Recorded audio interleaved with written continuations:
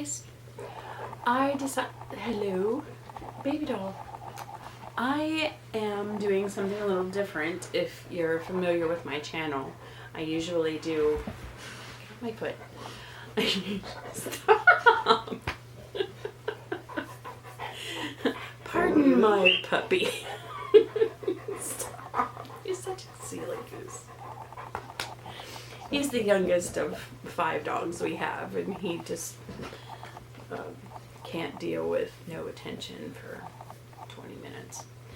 Anyway, I am the owner and operator of Wallflower Wedding Photography here in Tennessee. I have actually recently retired, so due to health reasons.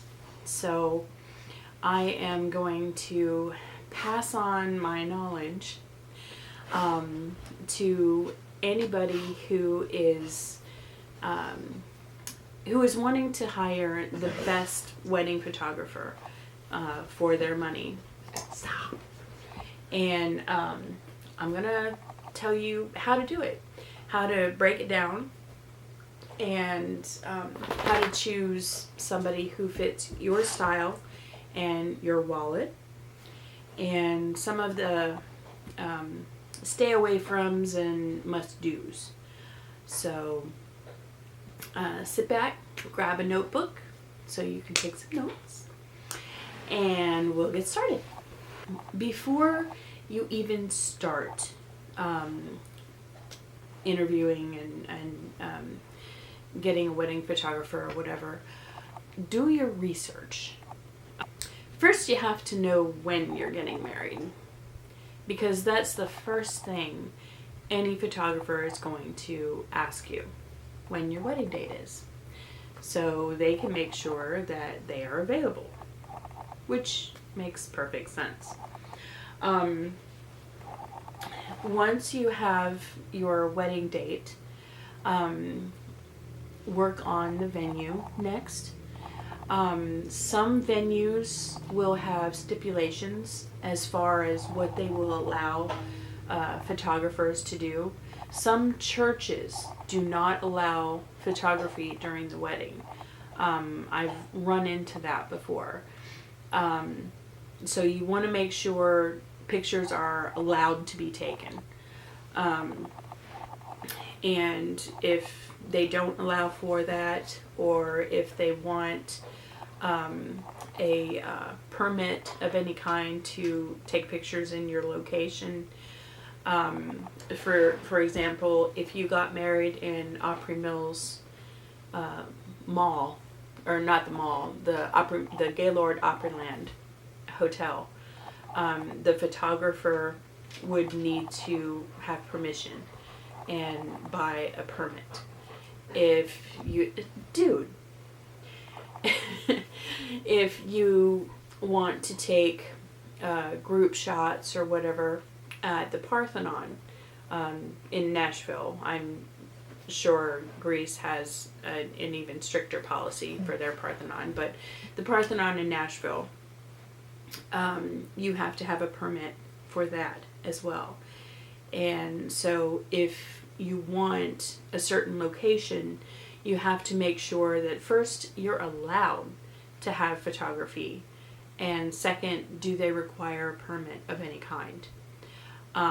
Or some locations require the photographer to be professional and insured.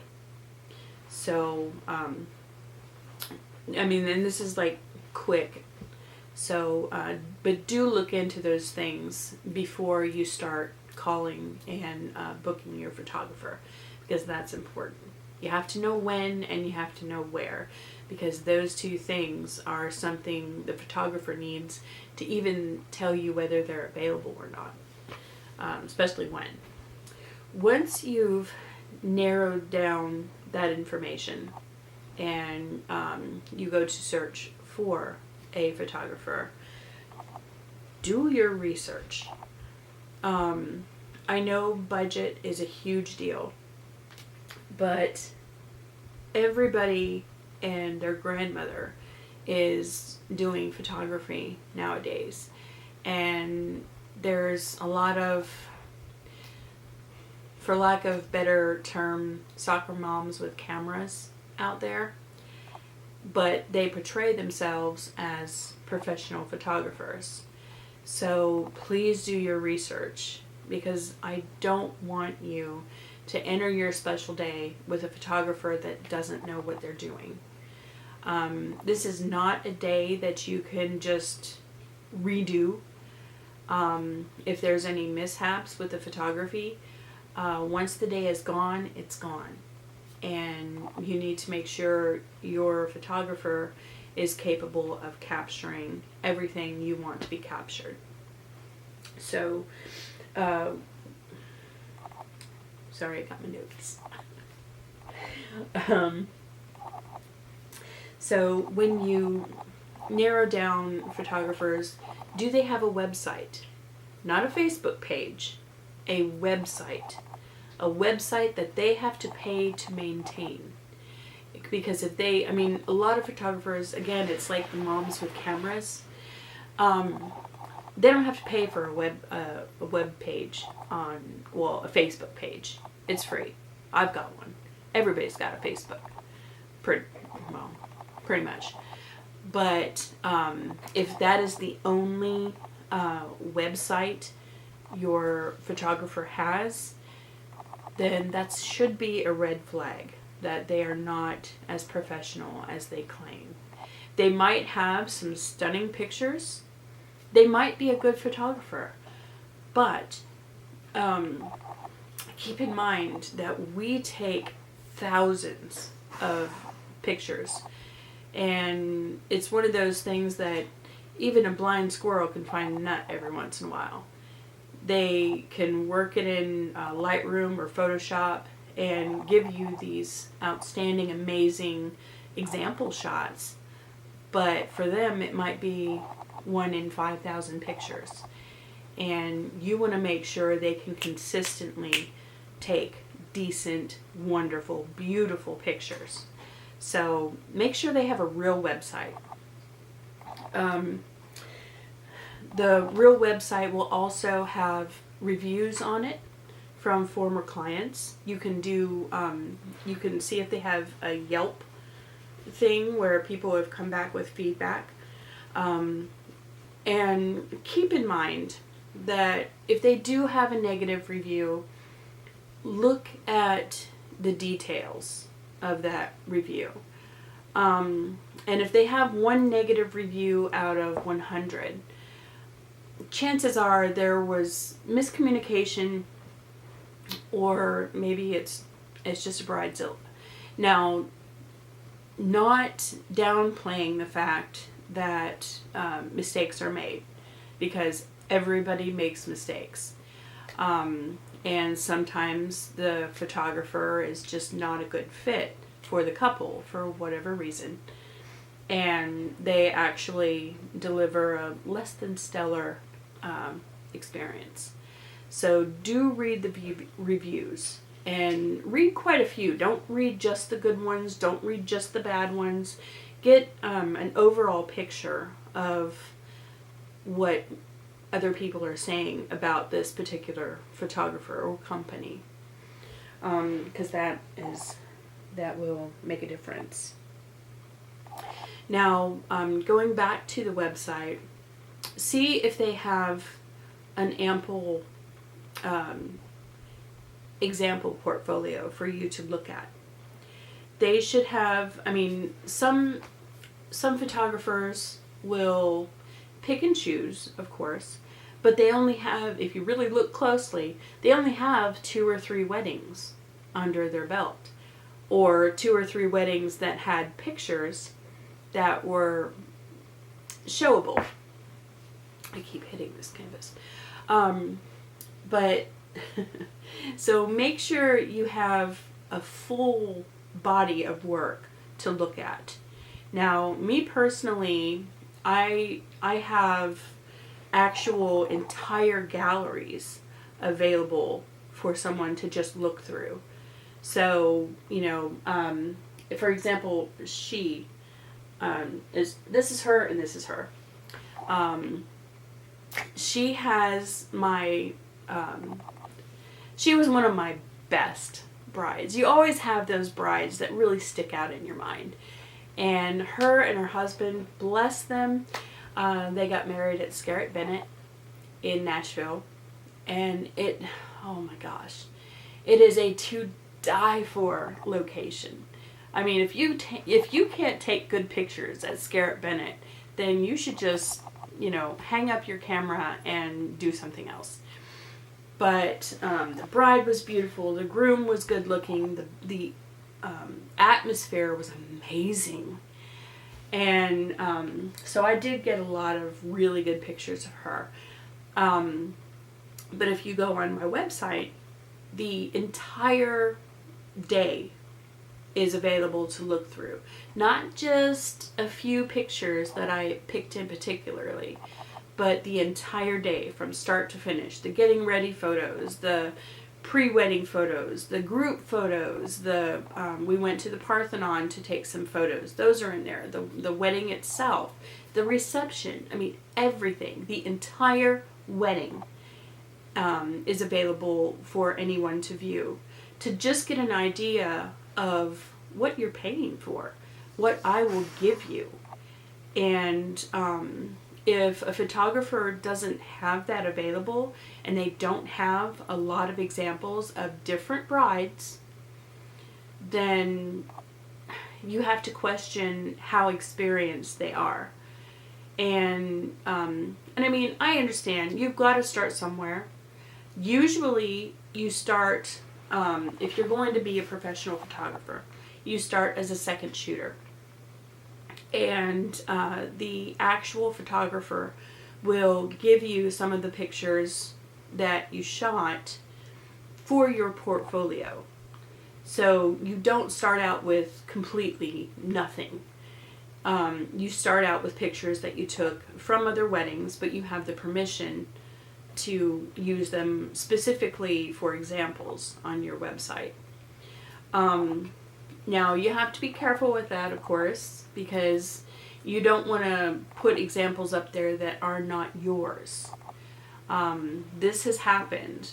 People will go to the website and see pictures and think, oh, that's amazing. And then find out later down the road, hey, I remember that picture. Where did I see that? Turns out they had stolen the picture and put it on there. So be extra careful. There are some people out there that are not honest. But I am, and I will give you the lowdown on whatever you need to know to get great pictures. Now, once you have a top 5 wedding photographer list, that is, you have your date, you have your venue, you've looked through portfolios and websites of multiple photographers, and you know what your style is, what you're looking for. You can look through a style of work, a body of work, and think, you know what, those are a little too dark for me, or those are a little too light, or those are a little too boring, or, I don't like something super creative like that. I just want pictures. And, nail down what your style is and match that with photographers that you have researched. And so you guys are on the same page going into the initial meeting. Once you set up a meeting, if you call or email, personally, I like email for the first contact.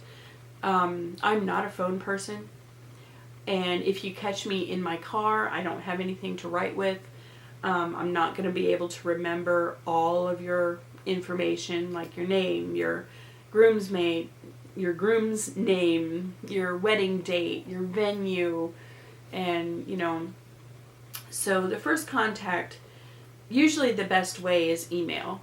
It's nice and quick, just to see if they're available, and say, I have been looking at your work, I really like it, we're getting married on this date at this location. Would you be available? Can we get together and discuss? So that's point blank. It's given us the information to either say, no, I'm sorry, I'm booked that day, or yes, please, let's meet up at Starbucks, or if they have an office, let's meet up at the office. So you can go from there. So you plan that out. Now, the photographer should bring with them an actual portfolio, a tangible portfolio, not on their phone. Not, oh, well, just go to my website, all my pictures are there. They should have tangible portfolio 8x10s in a book that they could show you, this is what I've done, this is what I can do. And mine is, I really should have put it in the video, but mine starts and it goes through the day. So we have the bride getting ready, then pictures of the groom getting ready, and then pictures of the bride and groom, like the first look if you're doing one of those. Group pictures, the ceremony, the reception, and then details.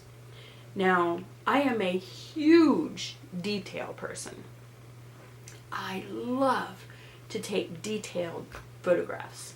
So you will always get that from me. Every single body of work includes the details.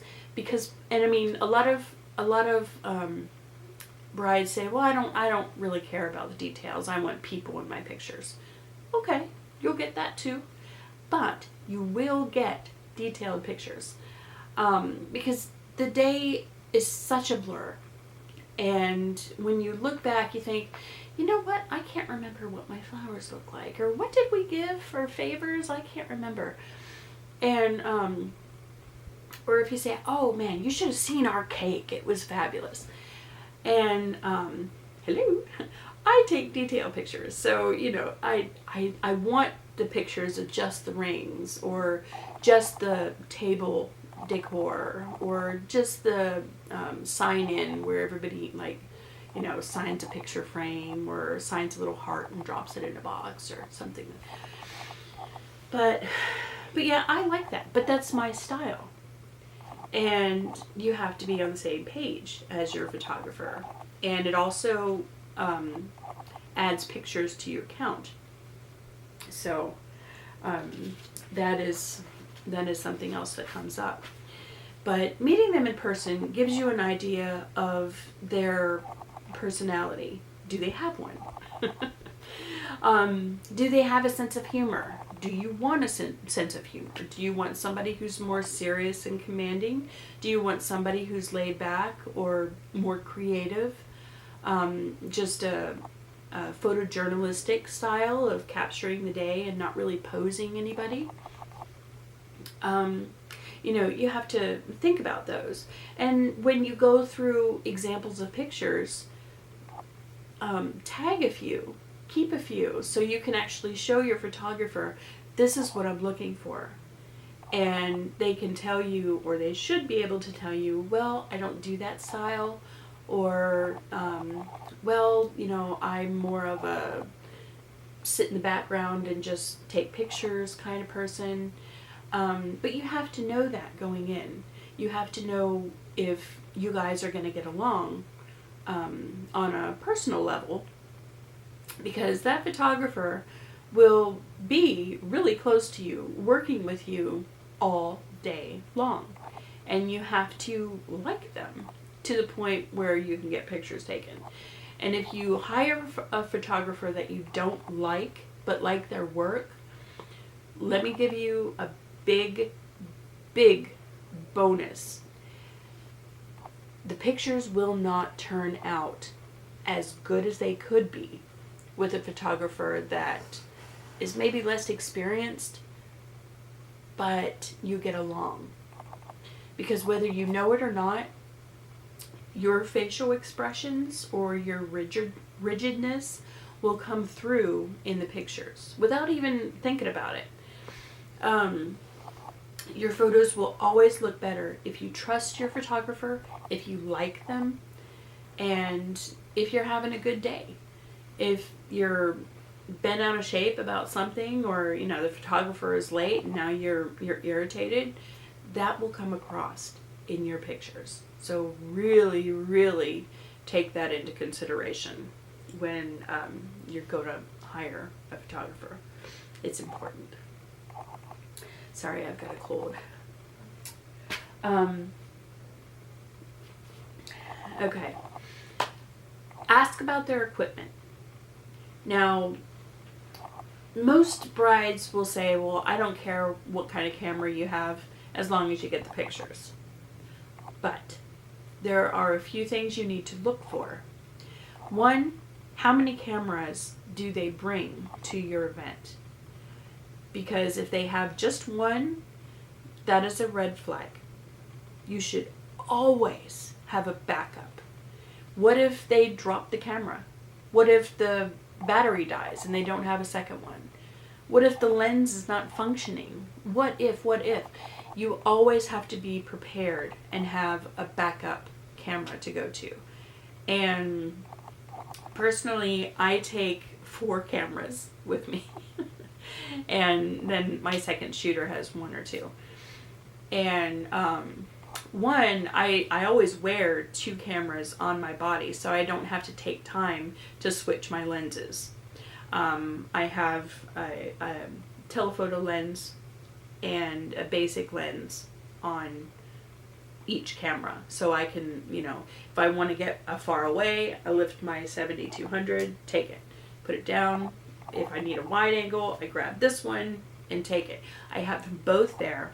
I don't have to stop and almost, I could miss something while I'm changing lenses, and I don't want that to happen. So, you want to make sure they have more than one camera and more than one lens. I mean, 2 lenses is the minimum, but, if they have 2 cameras, just, keep it ready. Keep it at the ready. So if you drop one, or, God forbid, somebody could pick it up and misplace it or take off with it, or, make sure they have more than just one camera. And they're not using their phone. Unless that's the kind of pictures you want. That is becoming a trend, I heard, where people will just take their phone and take pictures. I would not trust that, but, you do you. But if you're hiring a professional photographer, make sure they know their camera. Make sure they have multiple cameras, lenses, batteries, cards, memory cards, and you'll be good, because nobody wants to have the photographer drop their camera, break it, not have backup, and the wedding just started. So nobody's going to get wonderful pictures of the ceremony or the reception, or you need to pay attention to that. Oh, so also, did they train? And I'm not talking about school training. I have had seconds that graduated with a photography degree, and yet were some of the worst seconds I think I've ever dealt with. They don't teach you a lot in photography school. The best teacher is experience. It is doing the grunt work. It's first you got to start off carrying equipment, being a second shooter, being willing to take direction and take criticism and learn with somebody who knows what they're doing. It takes a while to really be able to capture great photos every single time. And you can't just rely on somebody that says, oh, I majored in photography in college, and I graduated, and so I know what I'm doing. They don't always know what they're So, make sure they have experience. You don't, again, I know you've got to start somewhere, but say you're going into surgery. Would you want to be the surgeon's very first patient? Probably not.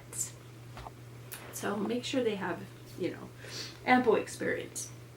And ask up front, what is this going to cost? What are your package options? How do we go about this? Because money is always an issue. You don't want to, a lot of people, when they cut back on their wedding budget, they make the mistake of cutting back on the photography because they think, well, we all have cell phones. We can just take our own. You can. And I'm retired now, so it doesn't matter. I'm not saying this because I want to make more money as a photographer.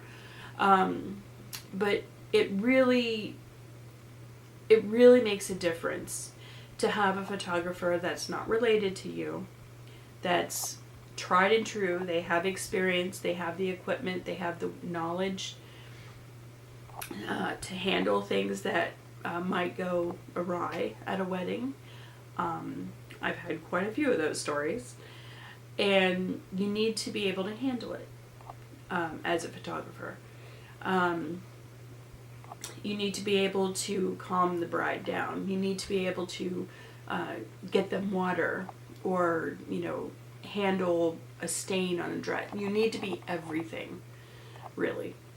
And if they're a friend, you might not be, you might not have as much, what do I want to say? You might be lenient on them. And because they're your friend, they might not do as well because, hey, it's Sandy, she knows me, it'll be cool. And then they won't put your photos first. Or they won't do a good job in the first place because they're not a professional photographer. So, but again, I digress. Do what you think you need to. I'm just giving advice. Sign a contract. Now, when that contract is signed, read it. My contract is 10 pages long. It's not huge, it's not small type. I have a decent size type so you can actually read it. But it covers things like, what were to happen if I'm in a car accident and can't make it to your wedding? What happens when it's dinner time? 9 times out of 10, it's in the contract that we get fed the same thing that your guests do. And it's in my contract that I get a piece of cake because I love wedding cake. Oh my gosh. But I almost called my company Piece of Cake Photography because I love wedding cake that much. Oh my gosh, it's awesome. It's the best part of the whole wedding, actually. The cake. But little things like, I don't know, the number of hours that your photographer will be there, what they require as far as space. If they have a photo booth or anything. We had a photo wall, not a booth, because, me, myself, I'm claustrophobic. I just brought a background. My second shooter would take pictures with different hats and boas and mustaches and something for fun for them to do. Now a lot of photographers will say I don't do that, and somebody else does that. The DJ usually has a photo booth or something like that, but I do. And the number of pictures that you settle on. What do you do if you need more editing done? Will that, can you buy more pictures, or can you get something edited further? Everything should be spelled out in the contract. So please make sure you read it. I had an incident where a bride was not happy. This was like, oh gosh, a decade ago. That her pictures were watermarked. But, the examples she looked at, I explained to her there will be a watermark in the bottom corner to prevent people stealing and that kind of thing. So that was a huge to-do. But it was in the contract. So the number of hours is important. I know things are delayed, and I sympathize. There's several times where I've stayed longer than I was paid to because, things happen. And I understand that there's those need to get shots and, what's another half an hour? Now, had it gone on before then, I would have had to say, look, I have to go. But, just make sure you have a contract and it states everything you can possibly think of. I know things will be missing and something will come up, and after that, the photographer will probably write that into their contract to keep it from happening again. But do read the contract. It's very important. The rest of these, like the extras to consider, I have breaks and meals. I'm referring to my notes. Breaks and meals. That is in my contract. I get 30 minutes to eat my meal, and I get a piece of cake. And so does my second shooter, if you have opted to have one. The packages are listed, you get so many pictures. I put them on my website, and unlike a lot of photographers, I don't make you buy tangible photos to get the pictures. I give you the digital copies. And I think this will probably be more of an upcoming trend. Because, oh my gosh. When I first started out, I was like, okay, well, if we give them 2 8x10s and 4 5x7s, it's exhausting trying to figure out what each family needs. It's crazy. So I give them an allotted number of photos in the gallery that they are more than welcome to download and print out at their own location. They can also buy prints from the website, and as a professional photographer, I can charge whatever I want to for that picture. Some people will charge, for an 8x10, they might charge $20. Mine, I think, was like $3, $3.50. I made literally 15 cents on that picture if somebody bought it from my website. But it came from a professional company. And it was directly sent to the client, not me. So I didn't have to worry about any of the shipping and handling. I didn't have to worry about the ordering. They ordered from my website, and the website took care of all that, which was great. I didn't have to worry about it. Now with the canvases, like what's behind me, I would have to order those because they came from a separate company. And you have to be a professional photographer to use this company.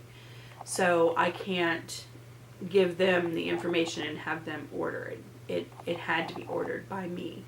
So that's why if they wanted canvases, then I'd refer them to what size selection they wanted and tell me what picture they wanted, and I would order them and have them sent directly to their home.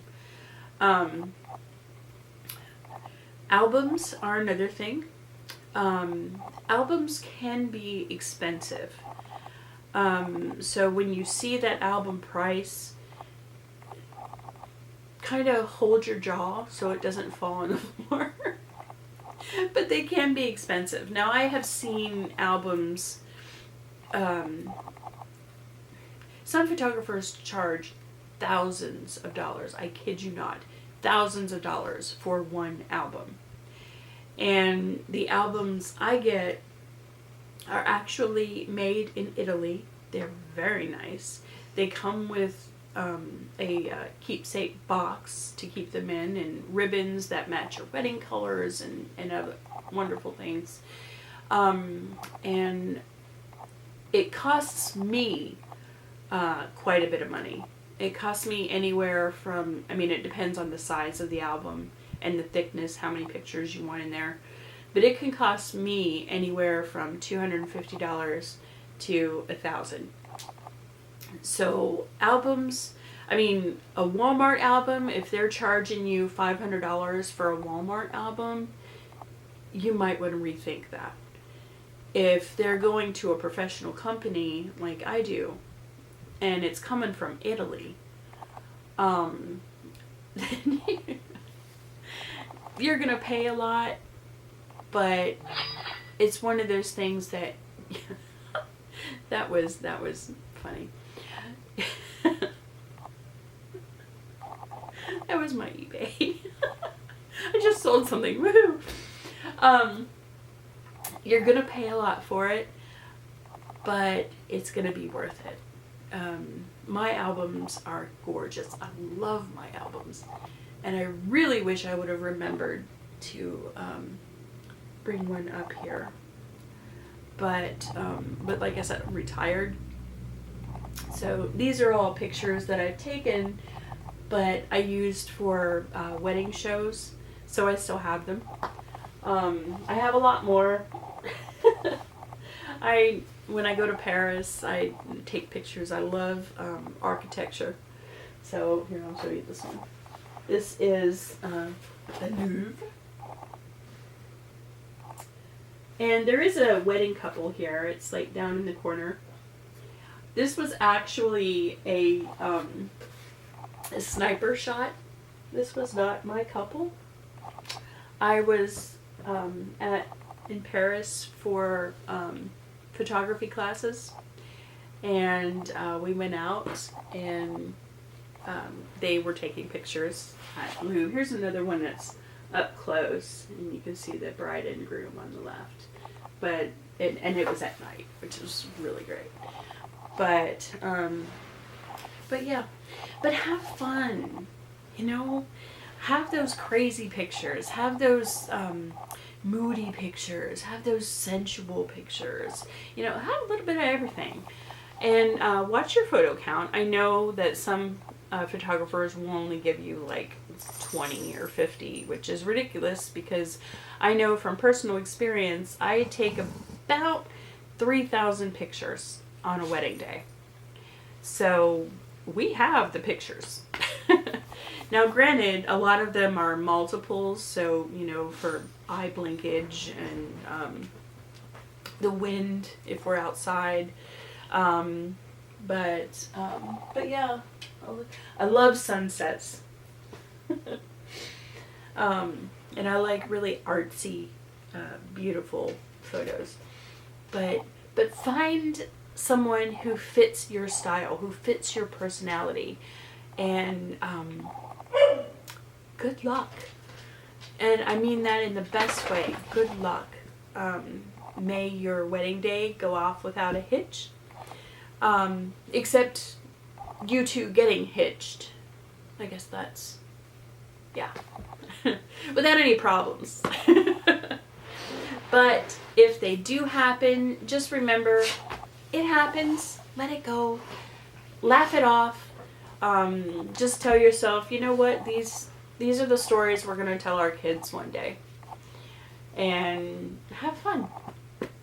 So, from me and Casey here, who decided to sit on my lap. Can't see it because the camera's so close, but he's on my lap. Nope, there he goes. Okay. till next time. I will probably start posting stories about things that didn't go exactly as planned for weddings. So keep an eye out for that if you want to know how bad some weddings can get. Because, wow, I have got some experiences. Oh my goodness. But I will see you next time. Hope you enjoyed the video. Hope you got some good, useful information that you can use for your upcoming nuptials. Sorry, I got a cold, so. And congratulations from the bottom of my heart. May your pictures tell the stories to last a lifetime. Bye, guys.